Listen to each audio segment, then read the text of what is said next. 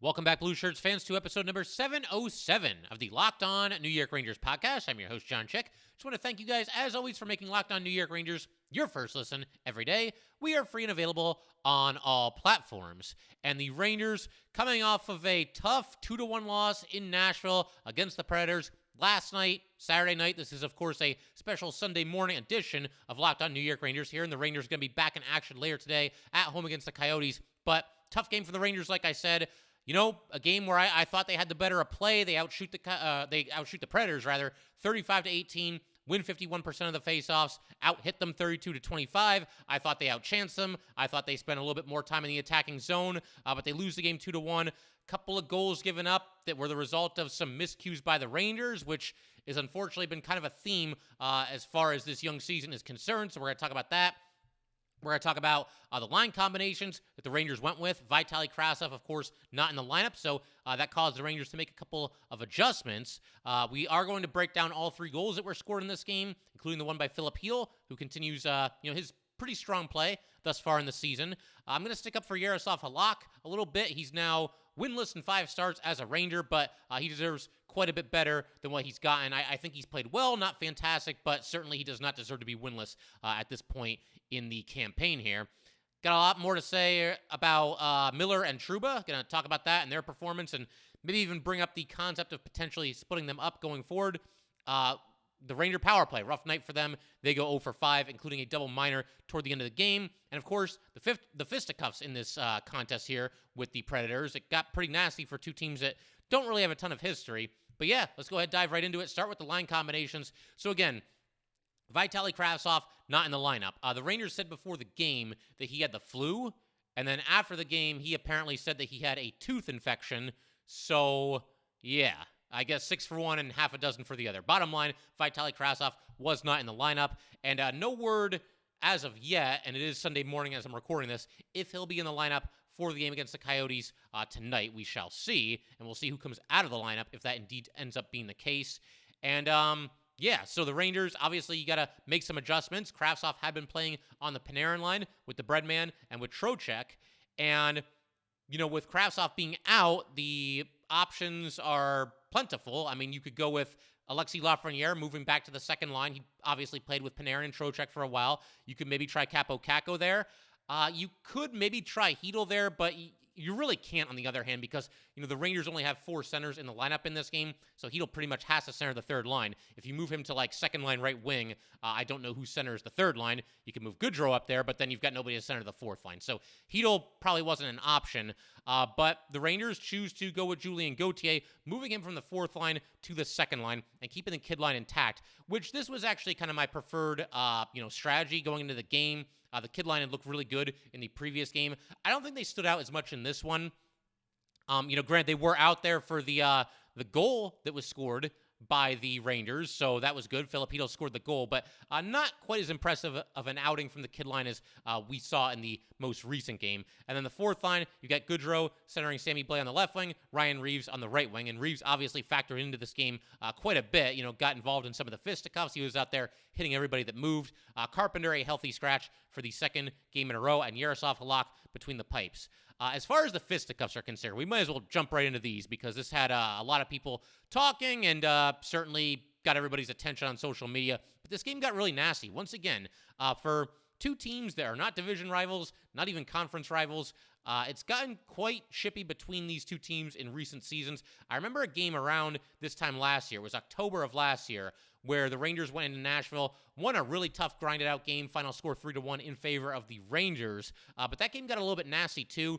Predators play that, grinding, just nasty kind of style, and it's the kind of, team that the Rangers struggle against. It almost is like they're the Islanders of the Western Conference in some ways. But, yeah, this one got chippy. It got nasty. And the first really big incident was after the goal that was scored by Filip Chytil. Lindgren had been involved in a little bit of fisticuffs, not fisticuffs really, but he was trying to get at Johansson earlier in the game and was not able to do so. But then you get this goal by Filip Chytil. That cuts the Nashville lead to 2-1. You've got the ensuing faceoff. Pretty much immediately after it happened, you've got a collision near the boards with Lindgren and Lazard mixed up. And the next thing you know, they drop the gloves and they're fighting. And Lindgren He's awesome. Tough as nails player. He lost his fight pretty bad. He was bleeding to the surprise of absolutely no one. But Lindgren heads to the bench to obviously get some work done there. And obviously, he was going to have to serve the 5-minute penalty anyway. But Gallant was not happy about this. He was yelling at the Nashville bench, and he responded by putting his fourth line on the ice, which obviously includes Ryan Reaves. And Reaves ends up in a fight a little bit later in this game, and we're going to get to that. But first, a couple of the other, just kind of chippiness, the incidents, leading into the fight that involved Reaves. You had Halak and McCarron. They got really tied up after the whistle. There was a situation where the Predators were trying to gain the Rangers zone, and Halak did a nice job on this play. He stood up McCarron at the blue line, forced the play to be offside, and then they were kind of tangled up right after the whistle, and Halak shoves him, and they're kind of, wrestling back and forth a little bit. McCarron quite a bit bigger than Halak, but nice job by Halak there. First of all, forcing the play offside, and secondly, once again, just standing up for himself and mixing it up with a guy that's a little bit bigger than he is. But then, a little bit later in this game, you had Reaves, presumably standing up for Halak. He was challenging McCarron to fight. McCarron wanted no part of it. And then you get a big hit by Reaves on McDonough a little bit later in the third period. And you don't really see fights at this point in the game. I believe there were about 7 minutes or so to go. And you've got Jeannot challenging Reaves after Reaves had hit McDonough. Reaves was out there, like I said, hitting anything that moved. He was looking to get into a fight, and he did here. Jeannot landed a couple of jabs, but I would say Reaves won this fight, landed some hard punches, and kind of threw him down at the end.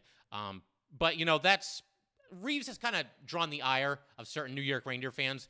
And to be fair, as I was watching this game unfold, I did kind of have that thought in my head where, if Reaves isn't going to drop the gloves and he isn't going to fight somebody in this game, then he probably doesn't really need to be out there. I mean, it's not like there's a ton of, phenomenal alternatives.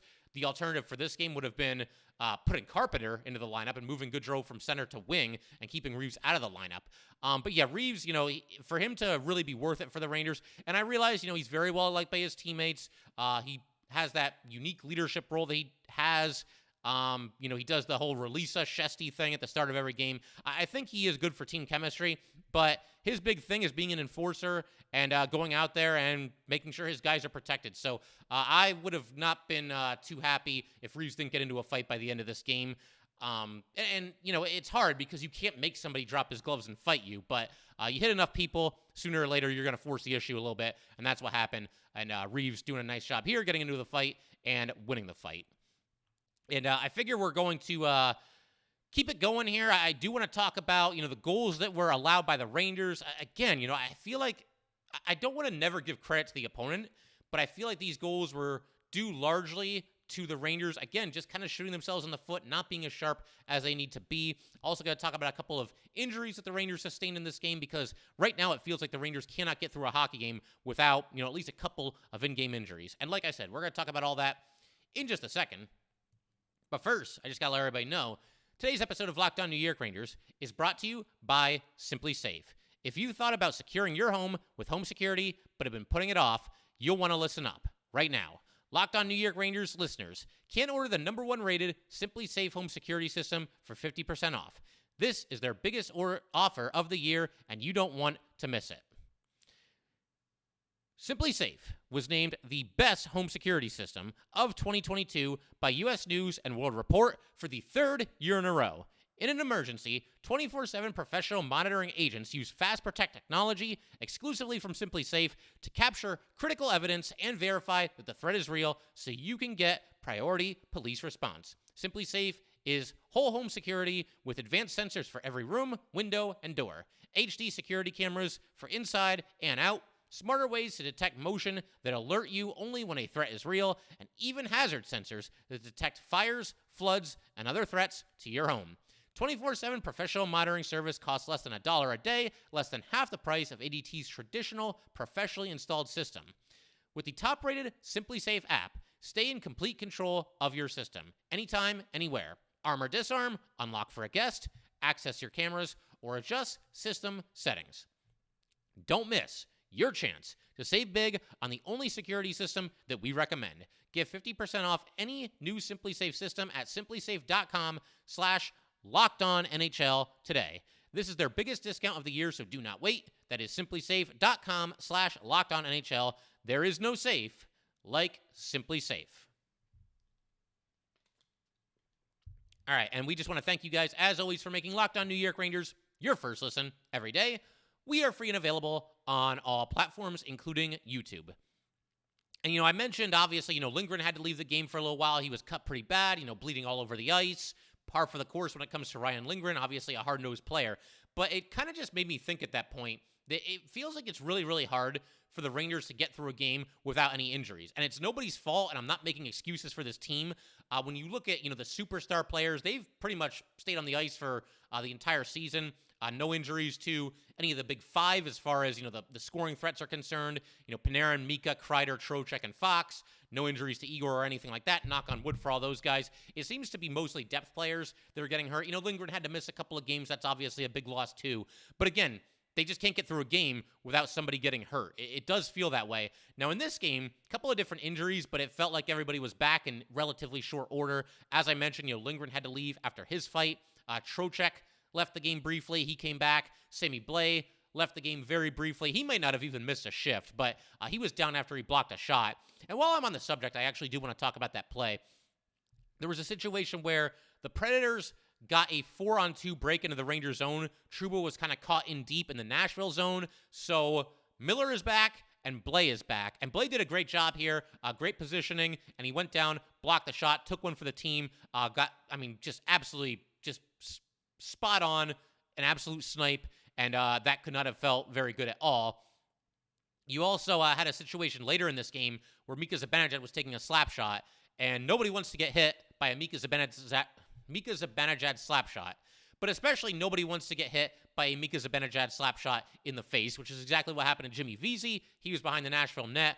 He went down. The Rangers were checking on him. Ryan McDonough was there. He's now on the Predators. He was checking on him as well. But it seemed like he was okay. He was back in this game not too long after that. But this is a tough game, man. Just an adults game of hockey. Very much a grinded out kind of game. Very nasty after the whistles, between the whistles. And, very, very physical. Would have been a great game for the Rangers to pull out, which they nearly did. They came close to getting the equalizer on a couple of occasions late in this game. We're going to get to that in due time here. But I do want to talk about Jaroslav Halak's overall performance because he deserves so much better than his 0-4-1 record. And I want to break down the 2 goals that the Predators scored. And I also want to talk a little bit more about Miller and Trouba. I already sort of called Trouba out there for getting caught in deep. And, Sammy Blais had to go back, bail him out, get hit by a slap shot. But with Halak, I really feel for him because you're the backup goalie. You're only going to play so often. And anytime you lose a game as a backup goalie, it's going to be at least some time before you're back out there on the ice. And so, he's got to sit on this 0-5 record for at least another couple of games here. Obviously, Igor, I haven't seen anything official for the Rangers, but let's be real. He's going to play tonight.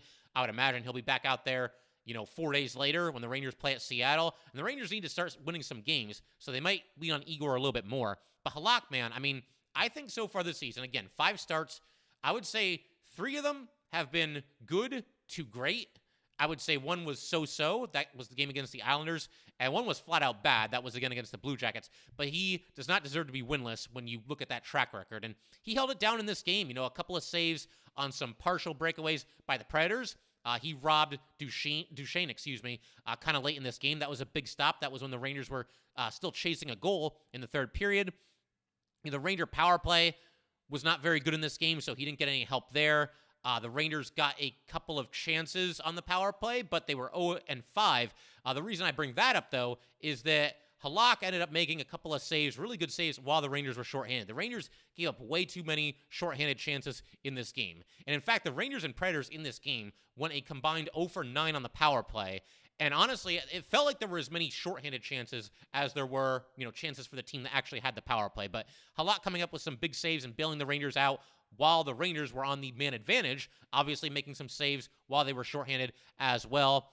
So that was obviously very nice to see. As far as the 2 goals that he did allow, the first one, the Predators break out after K'Andre Miller was caught in deep in the attacking zone. Parsonen is making his NHL debut. He goes up the right side, goes right around Alexis Lafreniere, who was back there trying to cover for Miller. Trouba then converges on Parsonen, went for the, big knockout hit instead of just trying to poke the puck away from him. And I realized, generally speaking, you want to see your defenseman take the body. I think an exception can be made on this play because Trouba, like I said, he seemed hell-bent on just laying out this kid I'm sure he would have done it clean. I do think most of Trouba's hits always stay on the clean side. He does toe the line a little bit, but for the most part, his hits are clean as a whistle, and we've kind of established that throughout the seasons here on Locked On New York Rangers. But in this case, this kid's going to the net. He's clearly getting ready to unleash his shot. You can reach out your stick and affect the shot, poke the puck away a lot quicker than you'll be able to get over there and go body on body and knock him to the ice. And I think Trouba would have been much better served doing that, just trying to poke the puck away instead of going for that, bone-jarring hit. But Lafreniere, he bears some responsibility here too, and I realize he's kind of out of his element in this spot, but he's got to create at least a little bit more resistance here. He had positioning, he had the inside, path to the net, and instead, Parson just goes right around him like he's not even there, drives to the net, and scores. Lafreniere, again, he's out of his element here, but he's got to make it at least a little bit more difficult for Parson to get to the net here. He might as well have not even been here the way that Parson got to the net. So that was unfortunate. As far as the second goal is concerned, Predators dumped the puck into the Rangers zone, 50-50 puck in the corner. Before I go any further, Miller and Trouba were out there for the first goal. Guess which two Ranger defensemen were out there for the second goal? Miller and Trouba. And this one, to be fair, was not on them as much as some other goals have been. There was a turnover by Trocheck here. The whole thing wasn't very good. But to kind of continue here, as I mentioned, the Predators dump the puck into the Rangers zone. There's a 50-50 puck in the corner. Miller loses it. Puck goes around behind the net. Trocheck is able to retrieve it. Trocheck tries to play it up the boards, but does not clear it, does not get it out of the Rangers zone. Roman Josi has it. Josi dances around Trocheck. And Trocheck's been really good for the Rangers, but not a banner highlight reel shift here for him. Josi gets around Trocheck, passes in front to Jankowski. Jankowski's all alone in front of the Ranger net. It's amazing to me how many times this season we've seen Miller and Trouba, first of all, on the ice for goals, and secondly, just leaving the front of the net as wide open as they have. Trouba went down. I can see what he's doing here. Before the pass was made, he went down to a knee, looking to block the shot, which he's going to do. Trouba's tough as nails, and he'll block a shot for you. But kind of took himself out of the play. The pass was made, and Miller was guarding somebody much farther away from the net than Jankowski. I don't know if he just lost track of Jankowski or what happened here, but Jankowski all alone in front of the net, tips it in, and that's that, and the Predators go up 2-0. The bottom line, though, the Rangers need to get Jaroslav Halak a win. Again, his numbers, they don't look very good because he's got a .322 goals against average. He's got an .883 save percentage. That's a little bit misleading, though. He got lit up by the Blue Jackets. They got him for 5 goals, and that was his one bad game of the season. But for the most part, he's played very, very well, including in this game. And not fantastic, not all-star worthy play from Jaroslav Halak, but good backup goalie play, and somebody that certainly does not deserve to be winless through his first 5 games based on how he has played. So they need to get better in front of him, and they need to pick Jaroslav Halak up the next time this guy starts because he deserves a win, that is for sure. I want to keep things moving along in just a second here. We're going to break down Filipino's goal. I'm also going to talk about some of the chaos at the end of this game in the third period. Rangers came close to, getting the equalizer. Wasn't meant to be. UC Saros was on top of his game. That's another thing. I mean, the Rangers certainly bear a lot of responsibility in their overall lackluster start to the season, but it really does feel like they're getting the best of every single goalie every single time they play, whether it's a all-star caliber goalie like UC Saros or somebody that you've barely heard of. It seems like every goalie is bringing their A game. But we're going to get to all that in just a second. First, though, I got to let everybody know, today's episode of Locked On New York Rangers is brought to you by BetOnline. BetOnline.net is your number one source for sports betting info, stats, news, and analysis.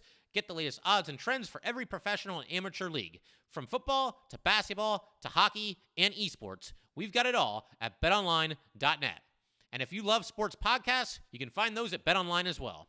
We're always the fastest and easiest way to get your betting fix. Head to the website today or use your mobile device to learn more. BetOnline, where the game starts. All right, keep things moving along here. Do want to talk about this goal by Filipino. This came in the second period, got the Rangers back into the game a little bit here, close to within 1. They were obviously having some trouble solving UC Saros in this game, but Filipino finally gets one past him. And this one, again, the Rangers, I felt like, despite the fact that they were down by 2 goals in the game, I thought they were overall having the better of play. But in this case here, you've got the Predators passing the puck out of their zone. Filipino deflects it in the neutral zone. Puck goes to Adam Fox. Fox carries it over the blue line and passes to his left to Capo Caco. Kakko takes a shot from the top of the left circle. It deflects wide, but Fox goes behind the net, retrieves it. Fox is so good at making it look like he's going to pass and then shoot, or making it look like he's going to go this way and go that way. His puck handling is just absolutely incredible, up there with pretty much anybody in the league, not just defensemen. But he really made it look like he was going to skate out the other side of the net, and instead hits the brakes, goes back the other way, and finds Filipino in front. A nice job by Filipino as well. A couple of predators in the area, and he created a passing lane for Fox, and Fox gets it to him. Heel takes a shot from the top of the slot there, the high slot, and scores. And just like that, the Rangers now cut to within 2-1. Kaapo Kakko, by the way, gets a secondary assist here, so he's got 4 points in his last 5 games. Nice to see Kaapo Kakko moving in the right direction. Again, I do think his play this season has been better than his point total would suggest, but you hope that it shows up in a more tangible way and he eventually starts, lighting up the score sheet like we all hope he will. Year 4 for Kaapo Kakko, and they're going to need big-time contributions from him if they're going to be the team that they want to be. Also going to talk about a situation where the Rangers came within an eyelash of getting the game-tying goal in the third period. They pretty much should have gotten the game-tying goal here in the third period. Julien Gauthier.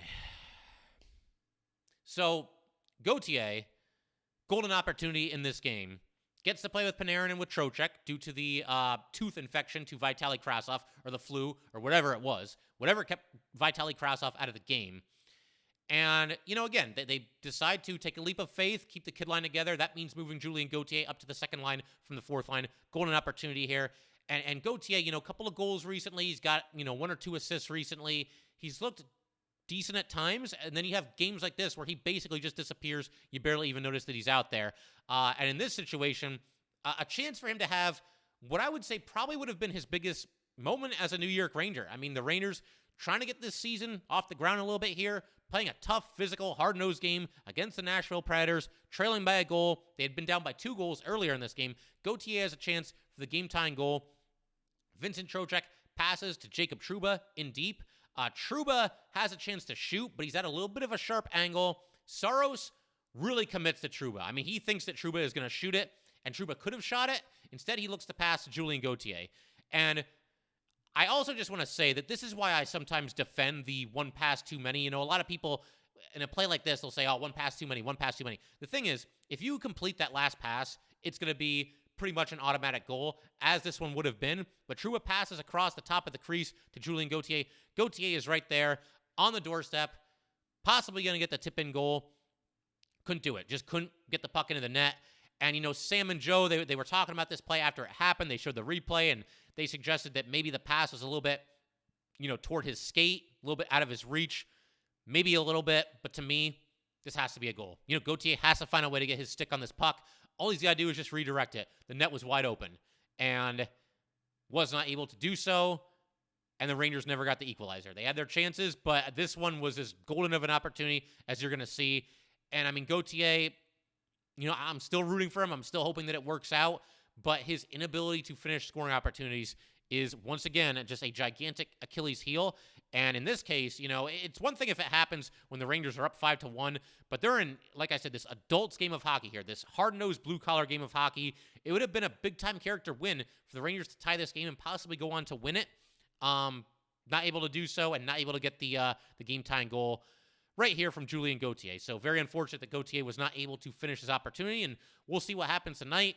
If Kravtsov's back in, I would imagine Gauthier is out of the top 6. If Kravtsov does not play, maybe he gets another game with Panarin and Trocheck, but we shall see. Then we got to talk about another golden opportunity that the Rangers had late in this game. Lazan caught Sammy Blais with a high stick. It becomes a double minor for the New York Rangers. This happens with 6:19 to go. So a huge opportunity here. Rangers down by a single goal. I mean, hey, you could score twice on this double minor, score in the first half of it, score in the back half of it, and just like that, you're winning. The Rangers have a good enough power play that you could at least believe that has a chance of happening. But I think certainly as a Ranger fan at this point in the game, the way it's gone so far, the way Saros has played, and the fact that you've been down by 2 goals earlier in this game, I think at this point, you probably sign up for just 1 goal. I was thinking the Rangers would at least get 1. They were not able to do it. Unfortunately, Mika Zibanejad has a chance with a one-timer, glove stop by Saros. Mika later had another chance to take a one-timer. Instead, he goes with a slap pass for Kreider. Kreider just missed it in deep. He had Panarin with a shot. Saros making a really good kick save. Mika got to the rebound. He put it just wide. The second unit got out there, got a couple of chances. Filipino with a really nice job keeping the puck in the Nashville zone. Panarin gets another chance, another rebound. I mean, just complete chaos. And then, toward the end of this 4-minute double minor to the Predators, the Rangers, with 2:50 left in the game, pull Jaroslav Halak to get the 6-on-4 advantage. Now, in a recent episode, I mentioned that I think at times Gallant, and a lot of coaches around the league, it's not just Gerard Gallant, I think there are times that they pull the goalie a little bit too early, because I hate when a team pulls the goalie with like 2:30 left, and then you give up a goal 15 seconds later, and now you're down by 2 goals instead of 1. But I actually like the move here, because the Rangers were on the power play, and it gives you a chance for a 6-on-4, which obviously increases your opportunity to score. And on top of that, the Nashville Predator penalty killers were trapped in their zone. They were on the ice forever. They could not get to the puck. They could barely skate. And so given that they were so far back on their heels, I actually like this. Continue to apply the pressure. Go with the 6-on-4. Take that little bit of a gamble of giving up the empty netter. I like the idea here, though, by Gallant. I think this is the way to go. Unfortunately, just didn't lead to a goal. Finally get a play stoppage with 1:49 left. The power play expires. And I think at this point, the best opportunity that the Rangers got came with about 20 seconds left. Fox goes up the ice. He leaves it for Trocheck. Pass to Trocheck into the slot area. The save was made. And then the Predators take an icing with 0.6 seconds left. And then for some reason, they change it from 0.6 to 0.1. And Gallant was just furious at the refs after this. I don't know exactly why he was so mad about this, going from 0.6 seconds to 0.1 second. Maybe he thought that, there should have been more time left on the clock instead of either 0.1 seconds or 0.6 seconds. But maybe also he was a little bit mad about, the way this game had been officiated. It was a lot of ticky-tack penalties both ways in this game. But Gallant was all fired up. Maybe he's trying to light a fire under the Rangers a little bit. He knows they're playing, later tonight on Sunday night. So, but he was all sorts of animated and all sorts of fired up during this game. He got into it with the Nashville bench a little bit after everything that happened with the fisticuffs, and also here at the very end of the game. But unfortunately, again, just another hard luck loss for the Rangers. It was a tight game, a defensive struggle at times, a nasty game at times. The Rangers just come up a little bit short. They got to win this game against the Predators. The Predators are starting a goalie who, Connor Ingram, he's played 7 career games, a goals against average of 4.08, a save percentage of not very good either. I don't have it written down, I'm realizing now, but a 2-5 record. And it's a game that you have to win, because if you lose this game, then you've lost another one. You've lost 5 out of 6 going into a 3-day break, and you cap it all off with a loss to the Coyotes, which would not be good. Coyotes are a better team than they've been in the past. They've actually won 3 out of their last 4. They lost in New Jersey last night, so they'll be playing the second game of a back-to-back as well, but I don't care. The Rangers are playing a rebuilding team, a team that has not been good in a very long time. It's a game they absolutely must win. Going home in Madison Square Garden, you've got the Vezina winner going up against a guy who has, once again, a career goals against average north of 4. So, got to be a win for the Rangers. This is as close of a must-win game as they've played all season. Got to get this one, go into the break feeling good about yourselves, and you'll hopefully coming back refreshed when they go on this upcoming road trip. Going to be a lot of West Coast games, and hopefully they're feeling better about themselves, and they can go on the road and win some games. They've been good on the road this year, have the Rangers, so we'll see how that all shakes out. The only other thing that I got to mention here before we call it, Brennan Othmann has been traded. Nobody panic, though. He has not been traded by the Rangers. He's been traded within the OHL. He goes from the Flint Firebirds to the Peterborough Petes. Flint receives Artem Guriev, a 2024 second-rounder, a 2023 third-rounder, and a 2026 third-rounder. And it felt like this was kind of out of nowhere, but, Othmann, he had actually been suspended not that long ago. There was an incident where he got to a loose puck and just shot it into the bench of the opposing team. I don't know if you could ever really prove intent 100% on something like this, but it certainly looked like it was on purpose, and he was chirping with their bench after it happened. So he's been traded, and, again, it felt like it was kind of out of nowhere. He had been the captain of the Flint Firebirds. He had 24 points in 16 games this year. Last year, he had 97 points in 66 games, so kind of surprising that he would be traded. But he actually took to Twitter to kind of address everything, and Twitter right now is kind of a mess, even more so than it usually is. The whole blue checkmark system thing is just kind of it's a mess right now. It's just a complete disaster. And Brandon Hoffman on Twitter does not have the blue check mark next to his name. Even if he did, there's no way to prove that it's really him. But I'm assuming that it is him because this account is being followed by a lot of, prominent New York Ranger media members. So I think I can pretty safely say that this is Brandon Hoffman here. He wrote a pretty long, goodbye to the Flint fans and everything. And, I'm not going to read the whole thing because it's pretty long. There were a couple of tweets that he sent, one right after the other here. But again, very thankful to Flint, very thankful to the fans. He mentioned that he has 2 grandparents that are really struggling with their health right now. He wanted to be closer to home with his family, and basically said that he's excited for the next chapter, and thanked the fans for all the positive messages and the posts. But for anybody wondering, the Rangers have no say when something like this happens. The OHL operates pretty independently of the NHL, and so teams can trade and do whatever they want to do. I would imagine NHL teams, I don't know, I would think they probably wouldn't be thrilled when things like this happen because they don't have any control over it, and obviously Brandon Hoffman has done fantastic with Flint, so they would probably want him to continue his development there. But it is what it is. Hoffman now traded to the Peterborough Petes, but he still remains with the New York Rangers, has not been traded as far as NHL teams are concerned. But that will do it for today, guys. Once again, if you'd like to get in touch with this podcast, please send an email to lockedonnyrangers@gmail.com. Once again, that is lockedonnyrangers@gmail.com. And definitely give us a follow on Twitter as well, @LO_NY_Rangers. Once again, that is @LO_NY_Rangers. And definitely subscribe to the Locked On New York Rangers YouTube channel. Thanks again, guys. I'll see you next time. Thanks for making Locked On New York Rangers your first listen every day. For your next listen, check out the Locked On Sports Today podcast. The biggest stories of the day, plus instant reactions, big game recaps, and the take of the day. Available on the Odyssey app, YouTube, and wherever you get your podcasts.